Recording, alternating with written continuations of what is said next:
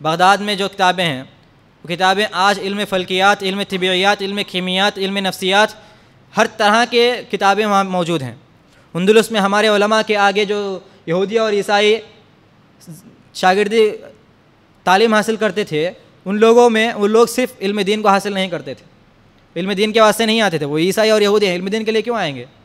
عیسائی اور یہودی اس لیے آتے تھے کہ وہاں اندلس میں علماء میں طبیب بھی تھے، ماہرین طب تھے، ماہرین فلکیات تھے، ماہرین نفسیات تھے، ہر طرح کا علم رکھنے والے علماء اس وقت موجود ہوتے تھے۔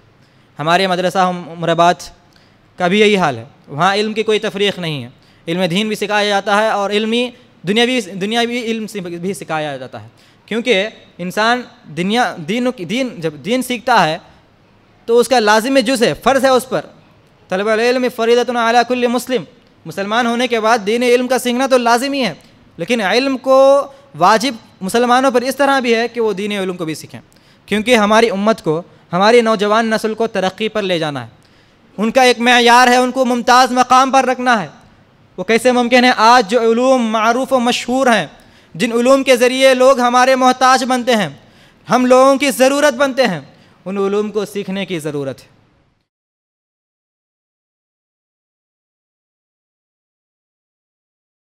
آج ہمیں لوگوں کا محتاج نہیں بننا ہے، لوگوں کو محتاج بنانا ہے، ہماری ضرورت کو محسوس کرنا ہے۔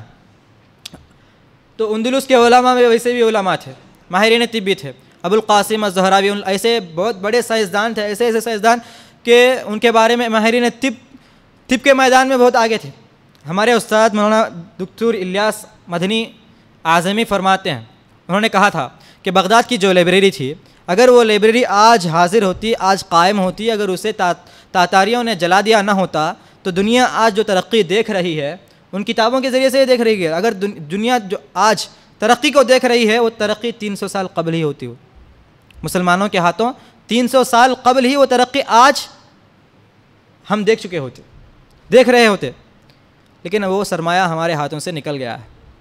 لیکن آج بھی ہم ممتاز قوم ہیں، ہم ہی غالب رہیں گے اگر ایمان اور تقوی ہمارے پاس ہو، علم دین اگر ہمارے ساتھ ہو۔ اس کی ایک دلیل کے ساتھ اپنی بات ختم کرتے ہیں کہ علم کی کتنی فضیلت ہے، اور علم دین ہی نہیں بلکہ علم دنیاوی بھی کتنی کس حد قدر ہمیں سیکھنا چاہیے کہ جنگ بدر میں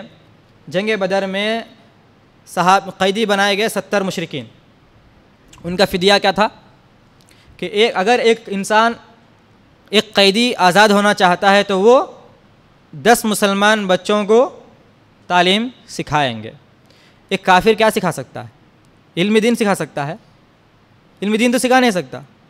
ایک کافر ہمیں دینی علوم ہی سکھا سکتے ہیں، یا تو وہ ہمیں کتابت سکھائے گا، لکھنا کیا ہے، یا پھر دنیاوی امور جو بھی ہیں وہی سکھا سکتے ہیں۔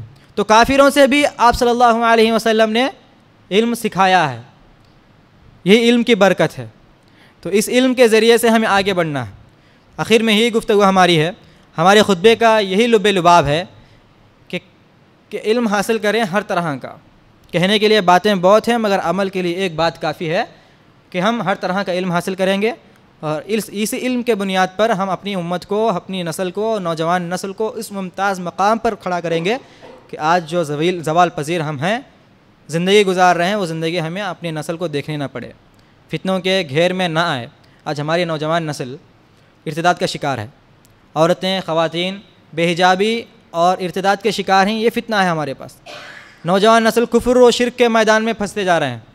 یہ سب کچھ ہو رہا ہے کیوں؟ کیونکہ ہم انہیں علم دین نہیں سکھا رہے ہیں۔ ہمارا کہنے کا مقصد یہ ہے کہ گھروں میں لازماً اپنی اولاد کو علم دین سکھائیں، اور علم دین کے ساتھ ساتھ ان مدارس میں پڑھائیں جہاں دینی علوم میں بھی انسان کو ماہر بنایا جاتا ہے، دینی علوم بھی سکھائے جاتے ہیں۔ آخر میں دعا گو ہیں کہ اللہ تعالی ہمیں علم کے ذریعے، دولت علم کے ذریعے، سرمایہ علم کے ذریعے آگے بڑھ کر علم کو حاصل کر کے امت کو آگے بڑھانے اور امت کو ایک ممتاز مقام پر لا کھڑا کرنے کی توفیق عطا فرمائے۔ آمین ثم آمین، وآخر دعوانا الحمد للہ رب العالمین۔